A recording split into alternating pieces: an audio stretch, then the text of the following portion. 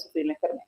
Mientras que los niños menores de 5 años tienen de un 15 a un 25%, o sea, miren que tienen aproximadamente el doble de sufrir la enfermedad, y los lactantes hasta un 50% de probabilidades de sufrir la enfermedad después de una exposición.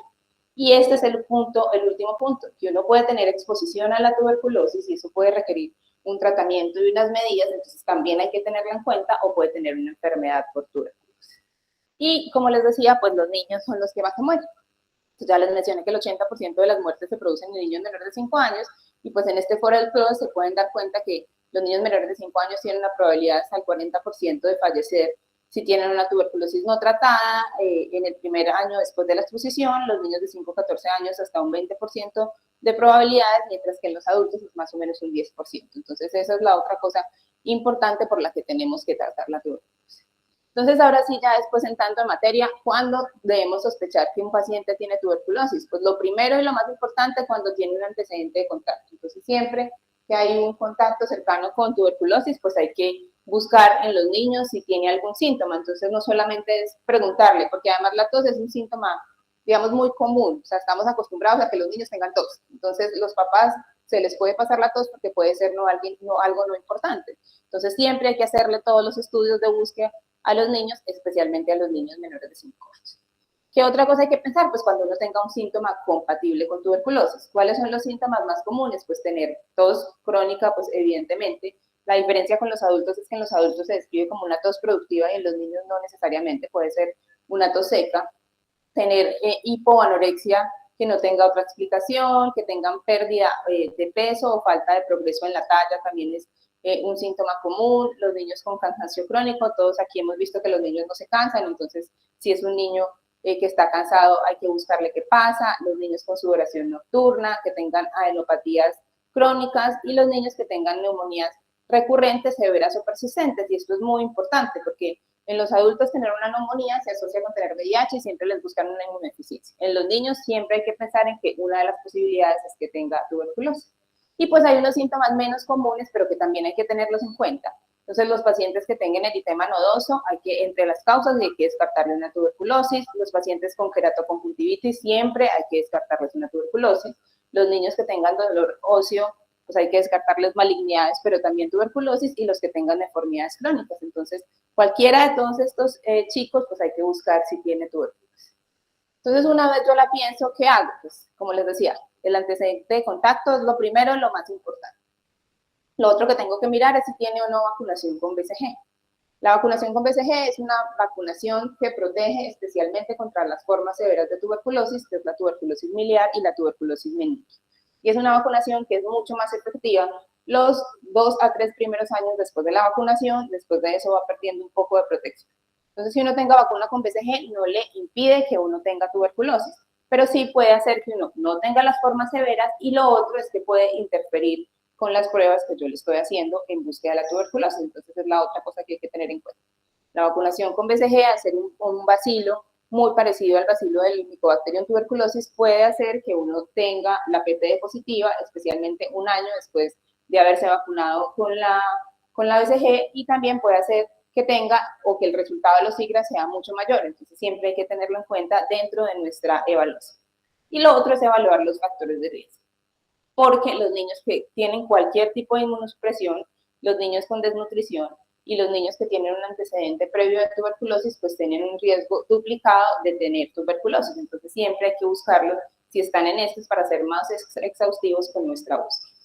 Entonces, como les decía, lo primero es la anamnesis, buscar, preguntar por los síntomas, pensar en otros órganos. Entonces, en los niños es importante no solamente pensar en tos, sino, como les decía, en deformidades óseas, en si tienen algún síntoma como crónico que usted no pueda explicar, porque la probabilidad de tuberculosis extrapulmonar es mucho mayor. Y siempre, pues esto, digamos que es explicar que el agua moja, pero acuérdense que los niños se evalúan del todo, porque podemos encontrar cosas que que pueden no ser compatibles con esta enfermedad, o que nos pueden hacer sugerir esta enfermedad. Entonces, después de que hacemos todo nuestro examen físico y nuestra anamnesis, pues tenemos que empezar a recurrir a las ayudas diagnósticas. Entonces, tenemos, digamos, 3 grupos de ayudas diagnósticas: la inmunología, la radiología y la microbiología. Dentro de la inmunología tenemos 2 pruebas. Tenemos la PPD tradicional, que es la prueba que todos conocemos de hipersensibilidad retardada, que es una prueba que muestra contacto con el Mycobacterium tuberculosis, que tiene una sensibilidad que puede ser pues muy variable, del 85 al 90% aproximadamente, y que tiene el problema de que requiere pues una lectura y una aplicación. Entonces, requiere que yo vaya y que vuelva a las 48, entre las 48 y las 96 horas, a que me lean la prueba, y eso puede hacer que muchas veces la prueba no pueda ser leída adecuadamente. Incluso nos pasa acá. Entonces yo tengo el niño, por alguna razón tengo que hacer una remisión, en el sitio de remisión no leen la prueba, pues eso hace que pueda no ser tan fácil operativamente tomar la prueba. Y tenemos los siglas. Los siglas básicamente son pruebas que miden la liberación del interferón frente al antígeno, a un antígeno del Mycobacterium tuberculosis, el interferón producido por los linfocitos. También es una prueba que mide contacto. En eso son muy similares, o sea, ninguna de las dos nos indica enfermedad activa, sino que nos indica un contacto con tuberculosis. Tiene una sensibilidad un poco mejor, estaba más o menos del 95 al 99%. ¿Qué problemas tiene? Que no se puede aplicar en menores de 2 años, digamos que no está correctamente validada en menores de 2 años, entonces los resultados no son aplicables ni replicables en esta población. Pero tiene una ventaja sobre la PPD, además de la sensibilidad, y es que pues solo requiere una visita, porque es una muestra de sangre que yo tomo y después puedo obtener el resultado. Y es muchísimo más precisa en pacientes de alto riesgo, es decir, en pacientes con inmunosupresión, en pacientes con desnutrición, es la prueba de elección. Entonces, pues digamos que esta tiene ventaja sobre esta. Evidentemente, el precio es una desventaja, pues esta es una prueba muy, muy barata y esta es una prueba que puede ser un poquito más costosa, pero que, como les digo, tiene su nicho específico en estos pacientes de alto riesgo.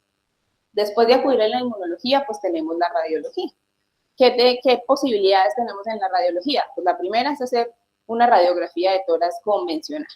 La radiografía de tórax, digamos que es muy importante tener en cuenta que no hay ningún patrón característico de tuberculosis, o sea, no hay nada que sea específico, ni patognomónico, ni que yo diga. Evidentemente, si es un adolescente y tiene cavernas, pues eso nos va a sugerir muchísimo más que tiene tuberculosis. Pero acuérdense que como los niños son paucivacilares, no hacen enfermedad pulmonar severa, pues probablemente no tengan cavernas, sino que yo tengo que empezar a buscar todas estas otras opciones. ¿Cuáles son? Engrosamiento mediastinal, buscar si tiene opacidades en el parénquima y cualquier opacidad persistente. Si yo tengo un niño que le dio una neumonía y después 6 meses después lo evalúo y tiene la misma imagen, empiece a pensar que tiene tuberculosis, porque tener estas opacidades persistentes no es normal. Tener atelectasias persistentes que tampoco mejoran, hay que estudiar de tuberculosis, pues evidentemente las cavitaciones. Y como les decía, cualquier cosa rara que usted vea ahí, que usted encuentre y siempre esté, pues piense en tuberculosis. Y tenemos la posibilidad de hacer la tomografía. La tomografía no debe ser la primera opción ni debe ser el examen de elección. ¿Cuándo hago una tomografía? Cuando después de hacerle una radiografía yo no encuentro nada y sigo pensando que el paciente tiene tuberculosis. Ese es el momento de hacerlo si tengo alta sospecha clínica, y también puedo encontrar patrones múltiples. Entonces puedo encontrar el patrón miliar, que es, digamos, el más característico, pero nuevamente no es patognomónico. Puedo encontrar patrón en el árbol de gemación, también puedo encontrar microatelectasias persistentes que me puedan sugerir que el paciente tiene tuberculosis. Pero todo es sugestivo y nada patógeno. Y digamos, nuestro último recurso y el recurso más valioso es la microbiología. Y aquí tenemos 3 posibilidades de hacer pruebas. Tenemos las baciloscopias, los cultivos y las PCR. La baciloscopia es básicamente la visualización directa del bacilo mediante microscopía de luz. Se hace pues una coloración que se llama la coloración de Siemens o el BK que todos hemos visto, y lo que se trata de hacer es reconocer el bacilo.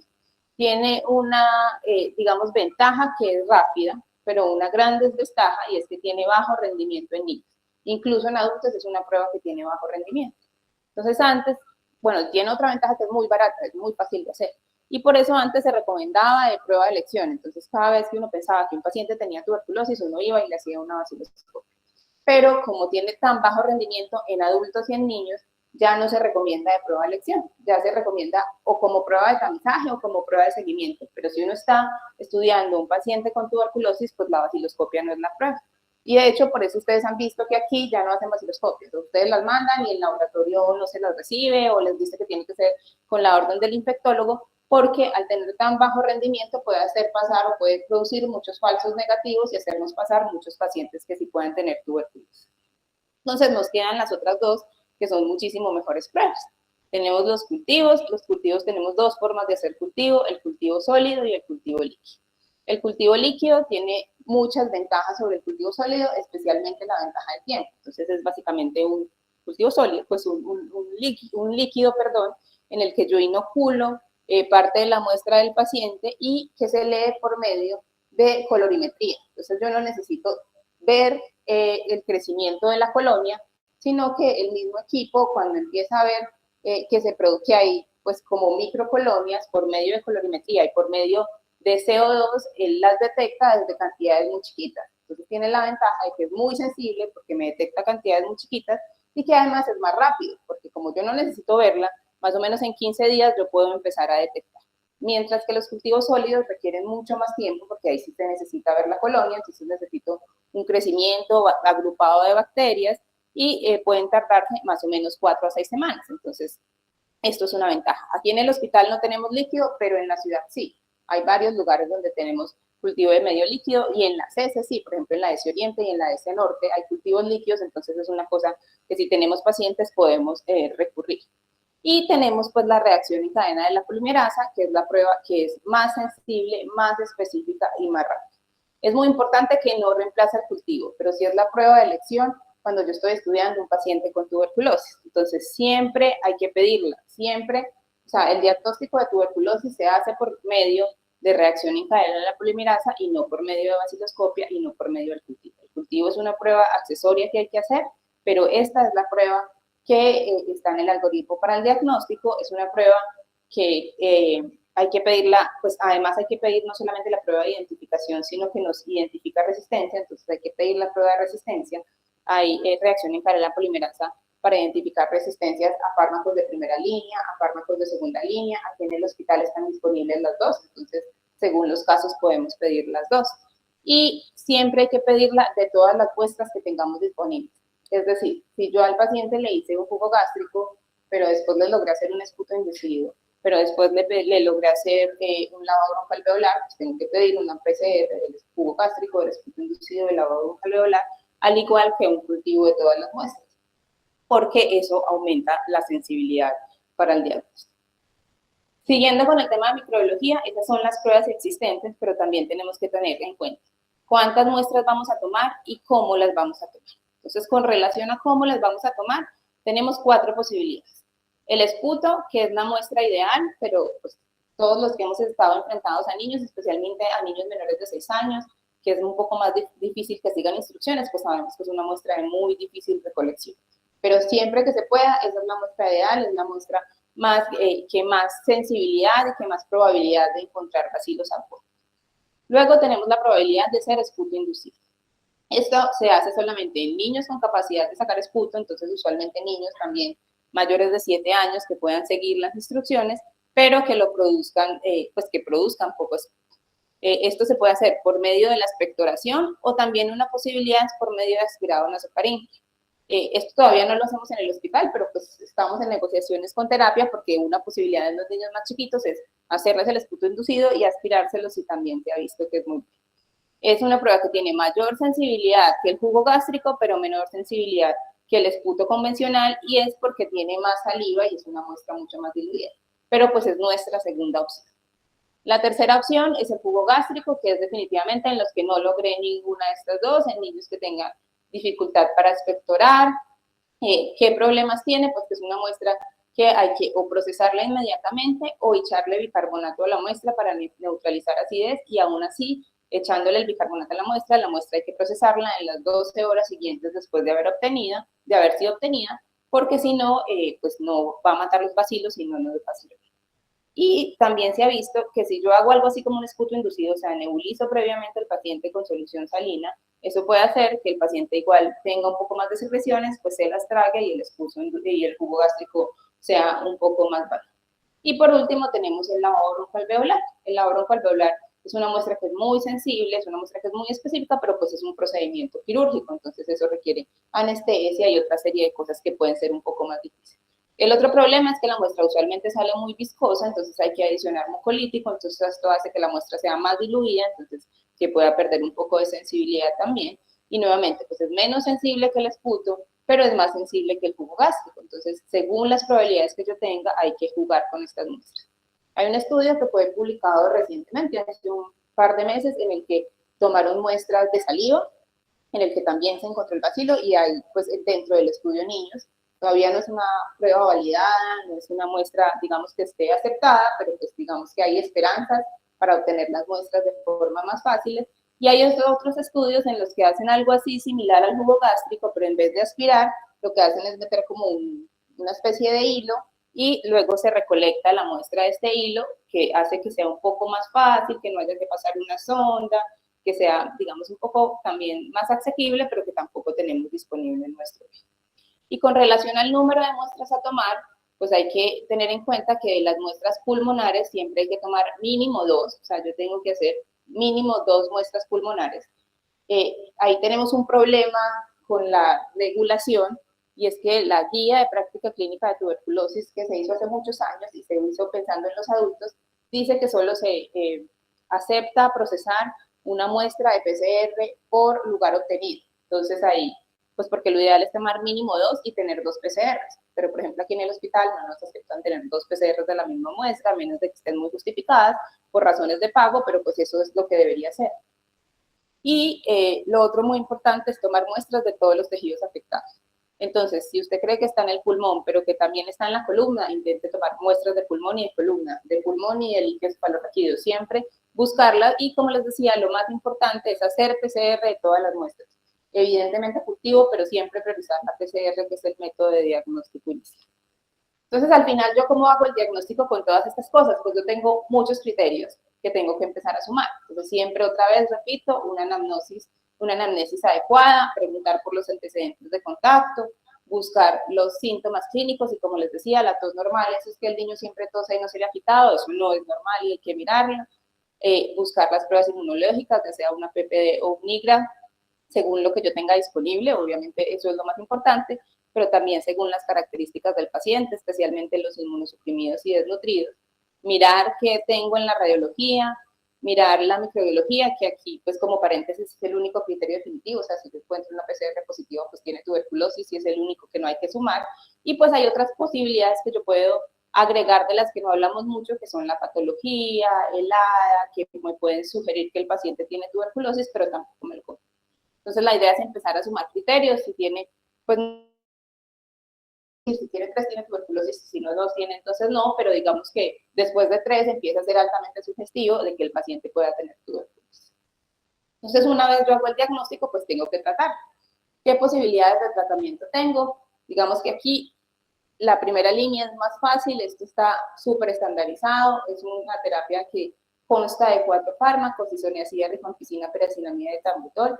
Estos 2 primeros fármacos son bactericidas y se encargan de matar los bacilos que están en crecimiento rápido, y digamos que por eso son los más importantes en esta primera fase, y estos 2 fármacos se encargan de matar los bacilos que están en estado latente. Entonces también son muy importantes, pero van a actuar un poquito más lento que estos 2 primeros fármacos, y se ha visto que si uno hace terapia con menos de 3 medicamentos, o sea, con 1 o con 2 medicamentos, la probabilidad de obtener o de producir resistencias es muy alta. Entonces, por eso se definió una terapia con 4 medicamentos, para poder tratar de hacer una terapia más acortada y que mate efectivamente al bacilo. ¿Qué otras cosas? Digamos que, como, bueno, ahorita vamos a ver que eso tiene un tiempo establecido, una dosis establecida. Eso es una terapia muy fácil de dar, no es sino buscar en internet y uno encuentra, pero cada día hay otras alternativas. Hay unos tratamientos acortados que digamos que todavía no se pueden usar de manera sistemática en Colombia, pero que hay que tenerlos en cuenta para pacientes especiales. También tener en cuenta que hay medicamentos de segunda línea, entonces que tenemos tuberculosis resistente y probablemente no podamos usar estos 4, pero que también tenemos pacientes que son intolerantes. Por ahí hace poco en Anhelo tuvimos un paciente que hizo una hepatopatía cada vez que le ponían los medicamentos y hubo que cambiarla, o una paciente que, no, que hizo una alergia a uno de los medicamentos y hubo que cambiarla. Entonces siempre hay que tener en cuenta cuáles son esos otros medicamentos que podamos usar y los coadyuvantes a la medicación. Entonces hay que tener, hay que tener en cuenta que probablemente si yo tengo una pleuritis, un absceso o una estabilidad ósea, una perforación o una estenosis, voy a tener que operar a ese paciente, y tener en cuenta que cuando tengo una tuberculosis meningia y una tuberculosis ocular, pues necesito ayuda de los externos.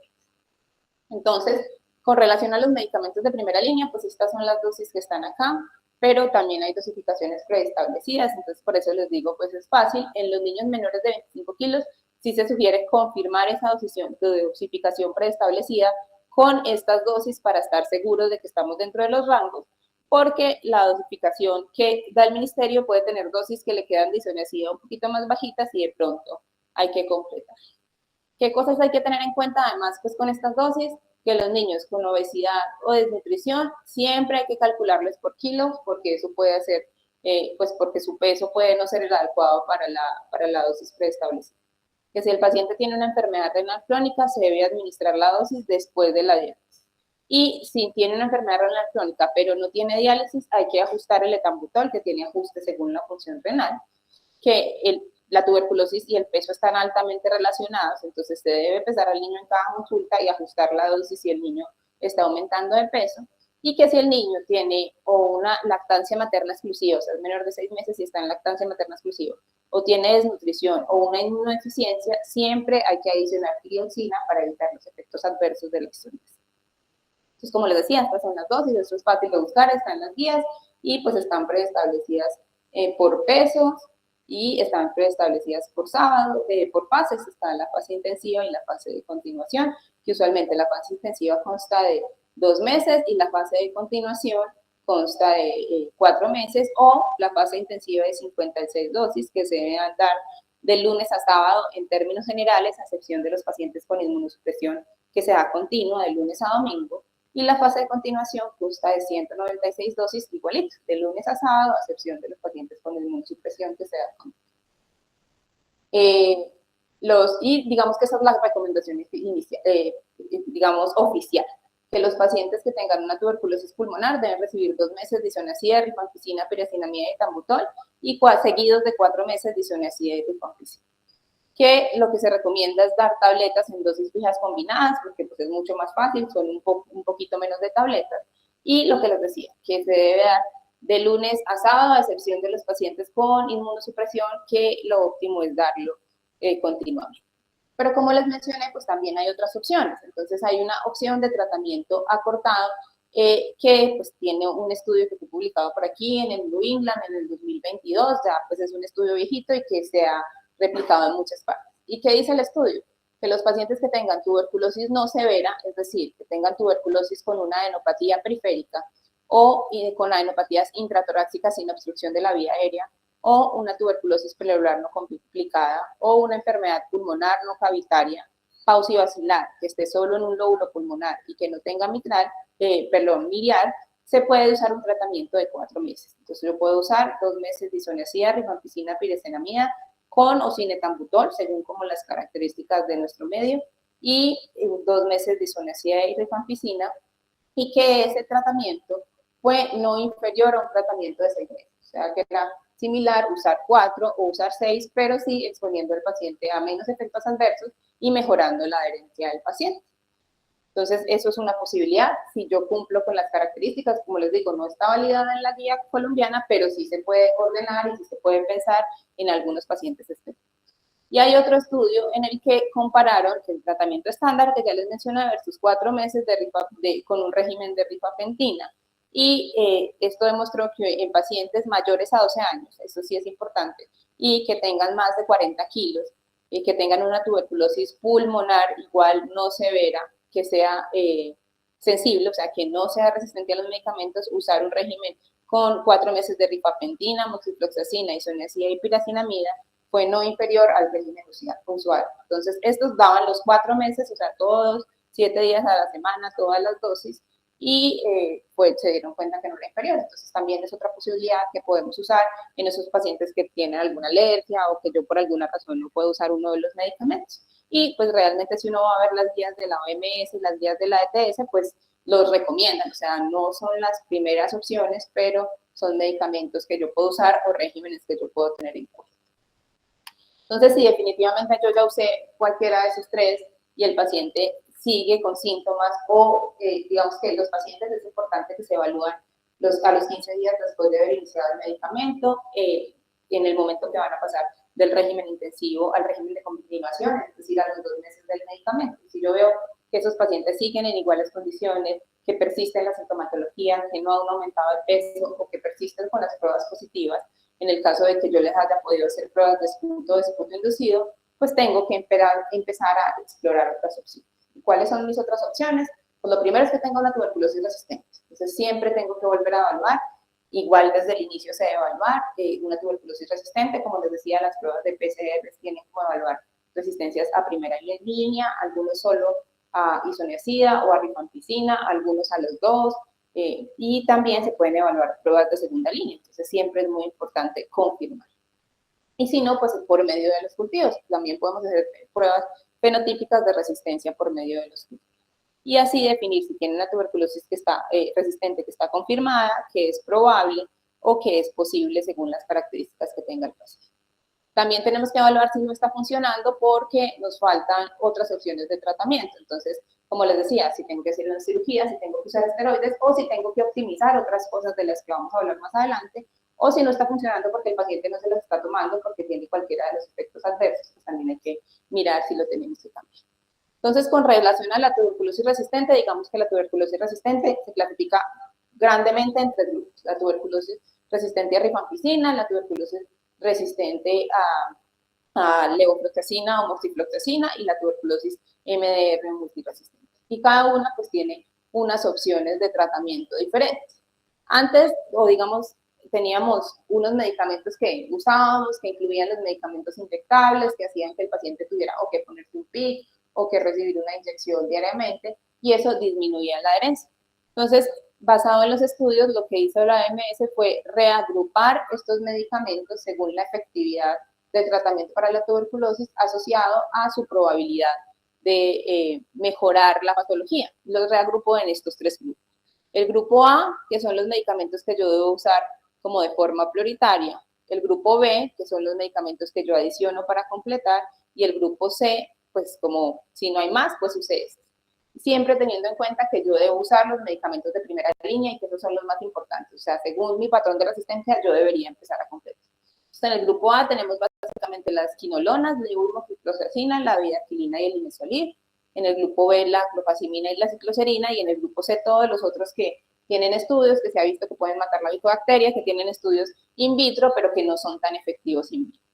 Pero además de eso, se han hecho múltiples estudios con terapias ya combinadas que sabemos que podemos usar, que son efectivas, entonces hay muchos esquemas que se sabe que son más efectivos. El esquema más efectivo para la tuberculosis resistente a rifampicina o resistencia a rifampicina y quinolonas es este, que se llama Vipal o Vipal-M. El problema es que solamente está indicado en niños mayores de 14 años. Entonces, hay otros esquemas que sí están indicados en niños menores de 14 años, que es sumar medicamentos que ya están, digamos que ya están comprobados. Hay esquemas, antes el tratamiento de la tuberculosis resistente era un tratamiento por 18 meses. Cambio, gracias a estos esquemas combinados, ser tratamientos acortados, entonces hay uno que es de 6 meses, hay otros que según los medicamentos son de 9 meses. ¿Qué es lo importante? Pues que siempre pensemos en estos esquemas, que son las primeras opciones, porque es muy diferente tenerme que tomar un medicamento por 6 meses a tener que estar tomando un medicamento por 18 meses. Y ya si ninguno de estos sirve porque ya son resistentes, a individualizar y empezar a incluir los agentes del grupo A, luego los del B y ahí ir completando.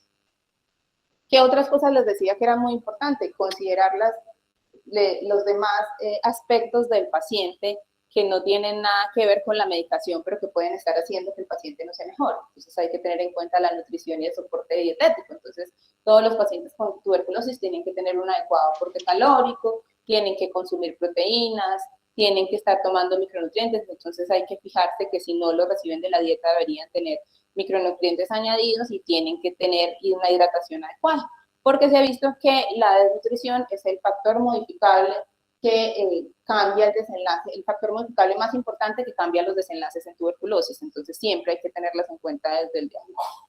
Otra cosa que tiene estudios que se ha visto que puede cambiar el desenlace de la tuberculosis es el reposo y la actividad física, entonces incluso hay una guía de reposo y actividad física para el tratamiento con la tuberculosis que indica que los pacientes en las primeras 2 semanas pues deben tener un reposo relativo, pero luego de las 2 a las 8 semanas sí pueden empezar a hacer caminatas, es en adultos, entonces pues evidentemente puede ser diferente, pero pues aquí ya te podemos incitar al niño a que juegue más, a que haga otras cosas, y ya en la fase de consolidación se recomienda hacer actividad aeróbica moderada, porque esa actividad se ha visto que mejora el desenlace de la tuberculosis.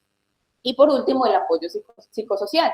Entonces es muy importante siempre considerar si el niño tiene una red de apoyo familiar, pues digamos que hay otras, esta guía también sugiere muchas cosas para adultos, pero hay que tenerlas en cuenta en los adolescentes. Entonces, si consume alcohol, si consume sustancias psicoactivas, si tiene algún diagnóstico que puede estar no tratado, que haga que no se tome los medicamentos, hay que ver si es que no puede ir por el medicamento.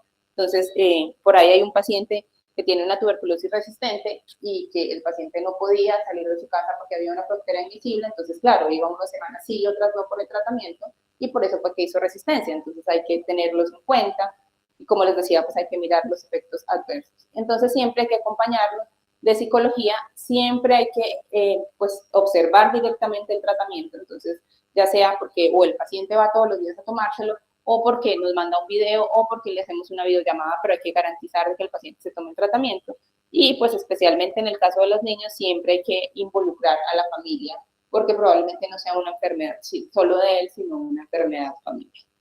Y otras cosas que hay que tener en cuenta, pues son que el tabaquismo aumenta el riesgo de progresión de la enfermedad, lo mismo que tomar alcohol, entonces no debería fumar ni tomar alcohol, es una recomendación importante para los adolescentes.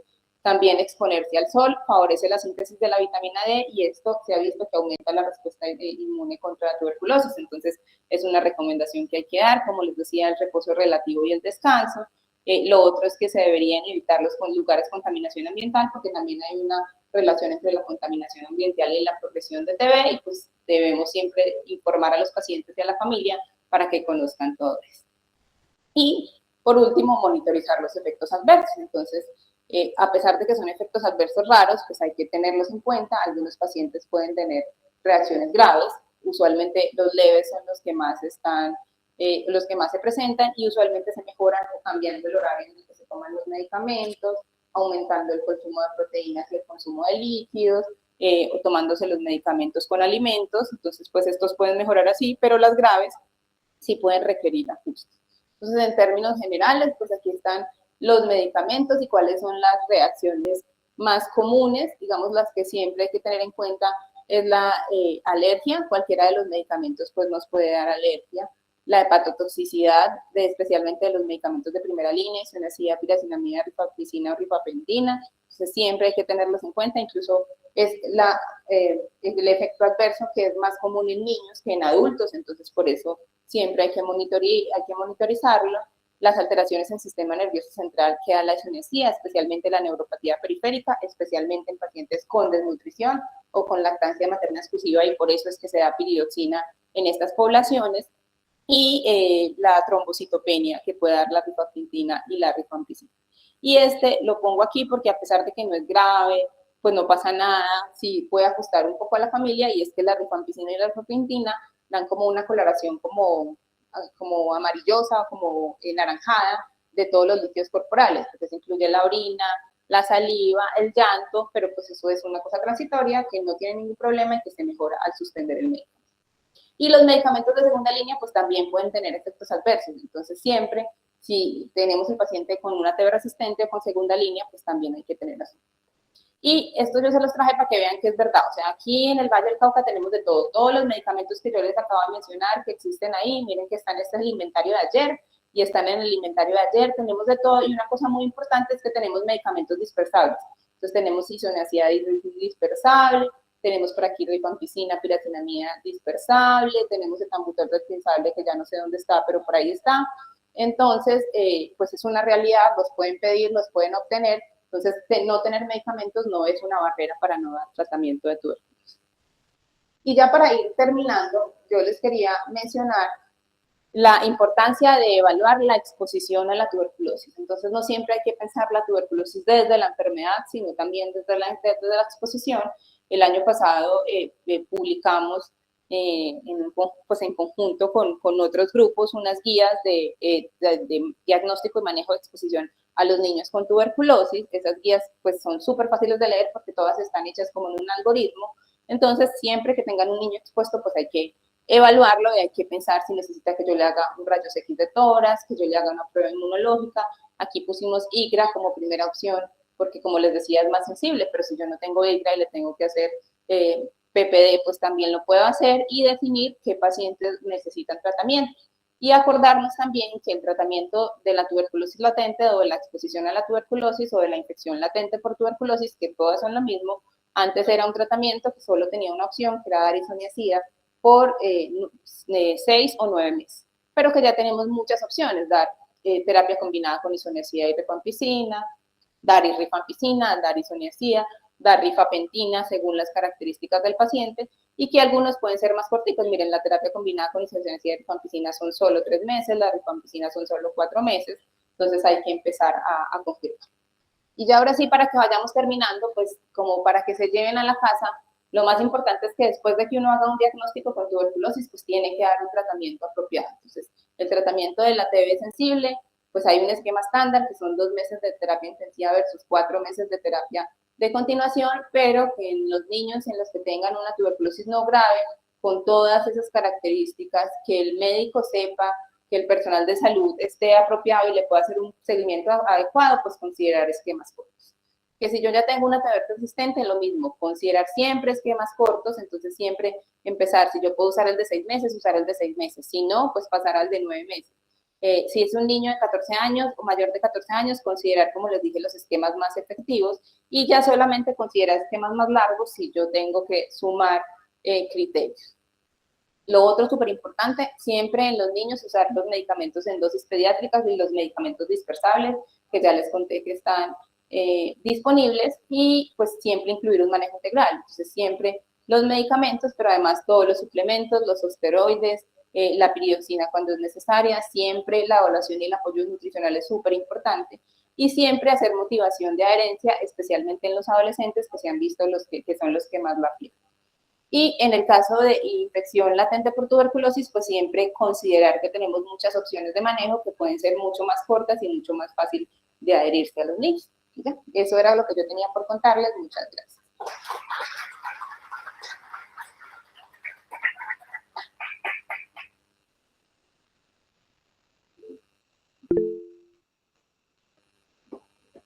Bueno, Isa, felicitaciones, magnífica presentación, muy clara, muy práctica. Yo creo que para todos nosotros espero que hayamos puesto mucha atención, porque pues Isa lo mostró muy claramente, el aumento de la incidencia y la frecuencia que tenemos de esta patología en niños en nuestra región. No sé si hay alguna pregunta. Mientras tanto, Isa, yo te pregunto algo. Tú mostraste que estando en mayo ya vamos en casi la mitad de los casos en comparación con el año pasado. La pregunta es no solo por qué, sino qué se planea hacer desde un punto de vista de salud pública, y por qué estamos fallando, por qué no estamos como logrando controlar esta patología, y qué podemos hacer nosotros como estudiantes o como entidad académica, educativa, para apoyar en este problema. Bueno, yo creo que no necesariamente es una fase. Yo lo que creo es que estamos mejorando en el diagnóstico de la tuberculosis. Entonces ya cada día estamos usando muchísimo más la PCR, que es un método mucho más sensible, y estamos acercándonos mucho más a los pacientes que tienen una sintomatología o que no tienen digamos, una probabilidad tan clara de tener tuberculosis. Y eso está haciendo pues, que tengamos muchos más diagnósticos, y eso es una cosa que al final, así suene contradictorio, puede ser buena, porque tener más diagnósticos significa que los vamos a tratar a tiempo. Pero también implica que si estamos de pronto fallando en las medidas de aislamiento, entonces que los pacientes con tuberculosis, pues como de verdad que tenemos muchos casos de pacientes que no, quedarse en la casa 1 mes o 2 meses puede ser muy difícil, entonces que salen, que siguen digamos con sus labores de trabajo, de estudio, y que hace que haya una discriminación. Entonces creo que tenemos un poco las dos. Y nosotros como personal de salud, yo creo que nuestra principal misión es hacer un diagnóstico apropiado y aprender a reconocer, porque la mejor manera de parar la cadena de transmisión pues, es haciendo un diagnóstico y dándole tratamiento a tiempo. Entonces, siempre sospechar tuberculosis en los fáciles, en los que tienen todos con expectoración por más de 15 días, pero también en los que no son más fáciles, no son tan fáciles. Entonces, lo que les decía, niños con neumonías recurrentes, con síntomas extraños, todos los niños con peraconjuntivitis, con todas esas cosas extrañas, siempre sospecharlo para poder parar la diseminación.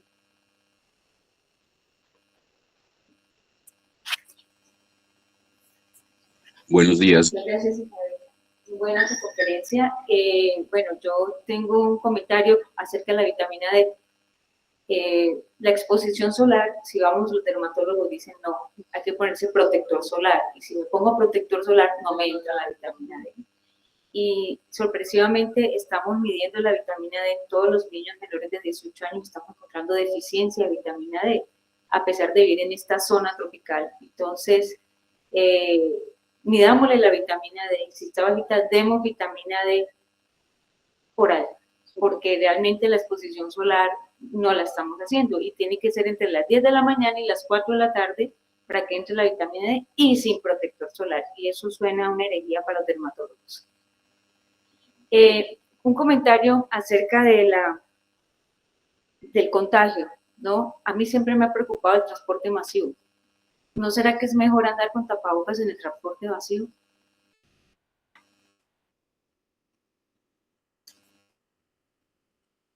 Pues técnicamente para considerar una exposición a tuberculosis yo necesito tener contagio por más de 3 horas. En términos generales, en el transporte masivo, pues uno no tiene esta exposición.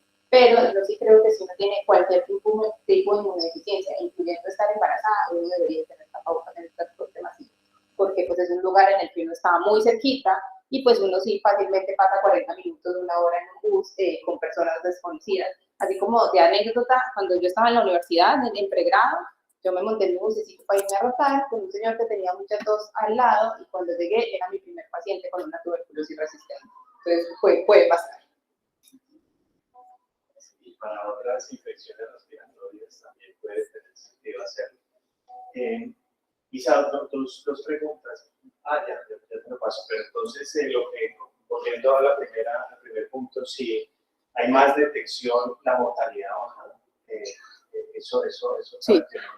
Y lo segundo es, ¿qué crees que sigue? Es decir, la tuberculosis sigue siendo difícil de diagnosticar, difícil de detectar, difícil de tratar, resistencia. ¿Qué crees que es el siguiente paso grande que vamos a dar en el tratamiento o en el manejo o prevención de esta patología? Mejorar en el diagnóstico a través de algunos, no sé que se esté investigando en métodos diagnósticos o de tratamiento. No sé qué crees que vaya a ser el siguiente gran paso que vamos a tener en esta patología. Paso esta pregunta y hay una. Sí, en cuanto a la mortalidad se ha bajado, pues específicamente en el departamento del Valle del Cauca. Y en lo que yo creo que sigue, yo creo que hay 2 aspectos que son importantes trabajar. Seguir trabajando en tratamientos acortados, o sea, eso de tener que recibir 6 meses un medicamento, pues no es tan chévere. Entonces, entre más podamos usar todos esos nuevos tratamientos acortados y seguir buscando formas de dar menos días de tratamiento, pues es muchísimo mejor. Y también creo que nuevas formas de diagnóstico. Por eso es súper importante, por eso las vaciloscopias sáquensela de la mente, siempre PCR y tener todas esas otras formas para diagnosticar rápidamente. Y desde el punto de salud pública, yo sí creo que hay una cosa que es muy importante, que es muy difícil, pero que pues por lo menos en el Valle del Cauca estamos intentando hacer, y es influir en los determinantes sociales, porque parte del problema sigue siendo el hacinamiento y la pobreza, y uno de nuestros grandes focos de tuberculosis en el Valle son las cárceles y las estaciones estas de policía donde van las personas. Entonces ahorita estamos haciendo unas intervenciones, empezamos por 2 cárceles que son las de Palmira y las de Jamundí, pero pues sigue siendo muy difíciles porque ellos siguen estando hacinados. En términos generales, los patios de las cárceles son para 300 personas y hay 500 personas, los sitios de aislamiento pues son inapropiados, pero sí estamos haciendo unos trabajos con los presos, con todas las dificultades que tienen allá, para que ellos intenten aislarse, para que reconozcan a las personas que tengan tuberculosis, para enseñarles la importancia de la enfermedad, porque lo que pasa en las cárceles no solo pasa allá adentro. Primero, porque ellos entran y salen. Estas personas que cometen delitos menores están allá 5 meses y en los 5 meses se van para la casa como si nada. Y segundo, pues porque la gente también entra a visitarlos y eso hace que haya una diseminación continua. Buenos días.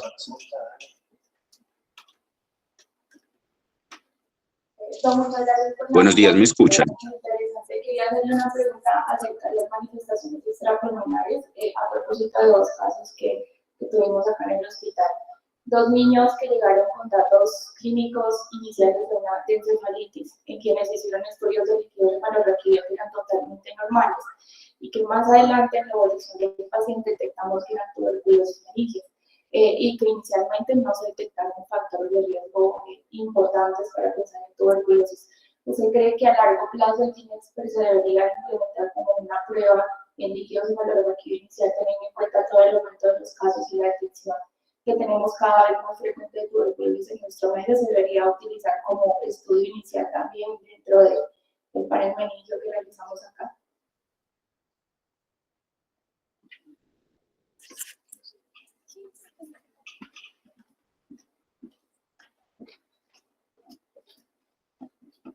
Pues esto es una opinión muy personal y creo que basado en, pues, en la carga del sistema, no debería ser una prueba de primera línea, pero yo sí creo que hay que tenerla muy presente. O sea, si yo tengo un paciente que tiene una encefalitis, que yo le hice todas las otras pruebas y que no me tuve ningún aislamiento, yo rápidamente, no sé, 48, 72 horas debería estar pensando en repetirle la PL y poder empezar a buscar otras cosas, que siempre, principalmente la tuberculosis, pero también pues hongos y otras cosas que debería empezar a buscar. Pero puede opinar Eduardo y Juan y ellos saber qué rico. Yo creo que no una prueba inicial tampoco, a no ser que haya clínica, radiológicamente, epidemiológicamente. Muchas gracias por la presentación muy práctica y académica. Yo quería comentar un poquito en la parte de los contactos, porque es una pregunta frecuente en aquel paciente, ya sea para que nos hables menor a 5 años, mayor a 5 años, asintomático, que le hacen radiografía de tórax normal, PPDI, dependiendo de la edad que es negativa, cómo se debería enfocar, porque siempre está la duda de lo trato o no lo trato en cuanto a la parte de la quimioprofilaxis y cómo debe ser el seguimiento de esos pacientes.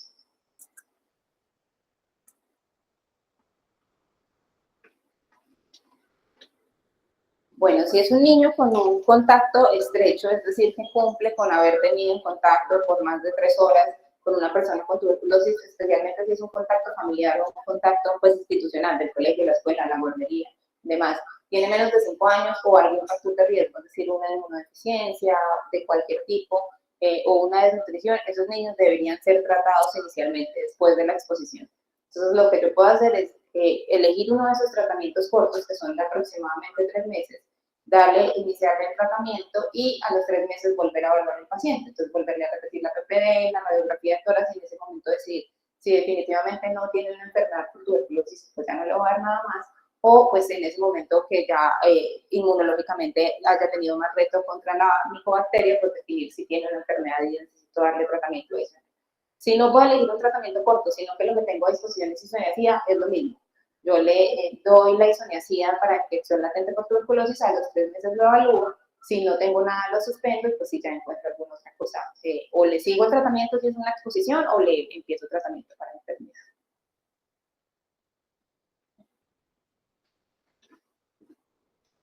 Bueno, las últimas 2 preguntitas que ya nos estamos pasando.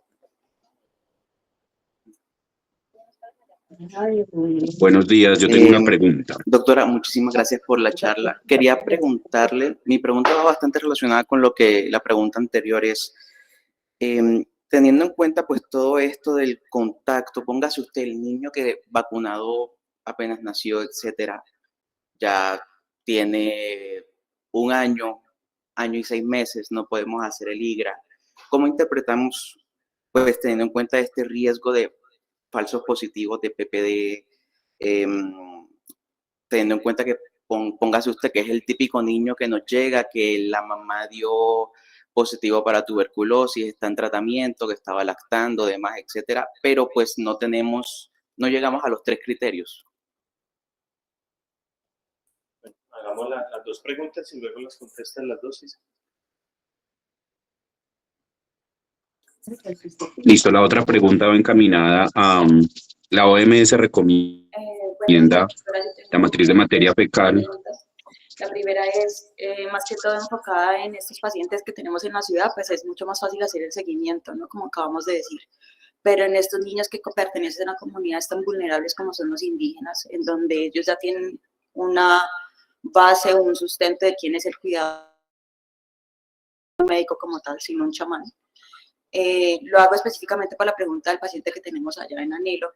Este paciente va a volver a la misma comunidad donde claramente no hay un médico que le va a hacer seguimiento, donde hay más personas infectadas con tuberculosis, pero ninguno por síntomas, pero ninguno se ha hecho prueba y van a seguir recorriendo al mismo chamán que es el que los infecta. Entonces tenemos el riesgo de que ese paciente va a volver a infectarse probablemente con una tuberculosis ya está resistente. Entonces en este caso, en estas comunidades, ¿cómo se hace el abordaje? Pues que es más difícil pues llegar a ellos.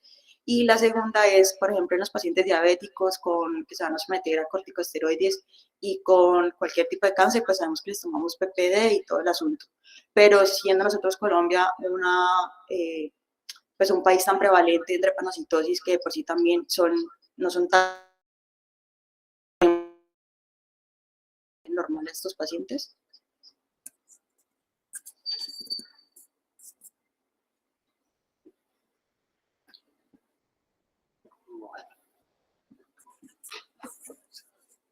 Bueno, entonces, con relación a la primera pregunta, según el inserto de la vacuna de BCG que usamos en Colombia hace como 10 años, entonces creo que por ahora no la vamos a cambiar, la reactividad con la PPD es durante los primeros 12 meses después de haber sido vacunado. Entonces, si el niño tiene más de un año, créale en que es el resultado de la PPD del niño y no de la vacuna.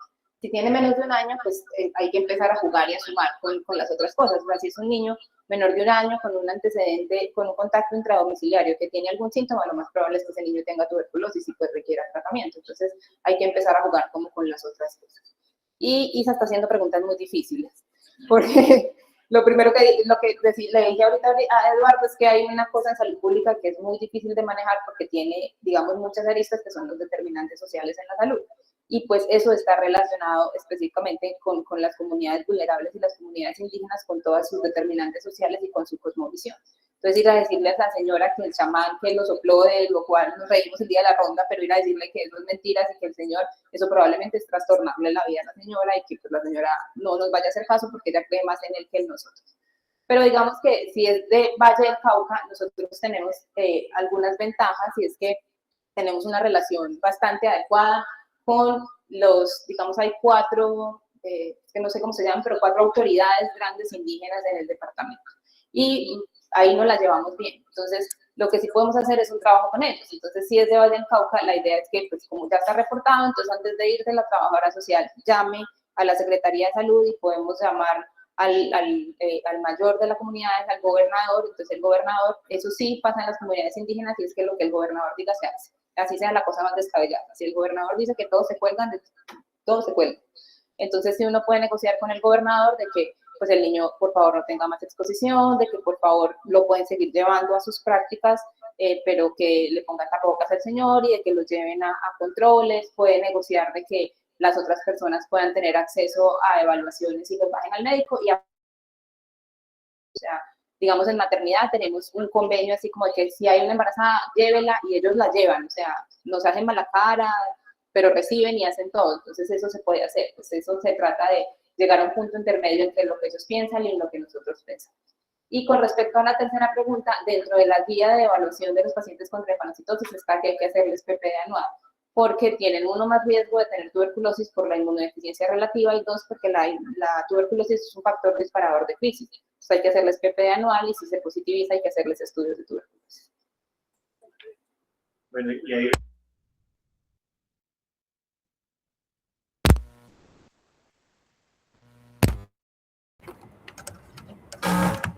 Listo. ¿La persona ya puede hablar? Ahora sí, el que está virtual. ¿Te escuchamos? ¿Está virtual?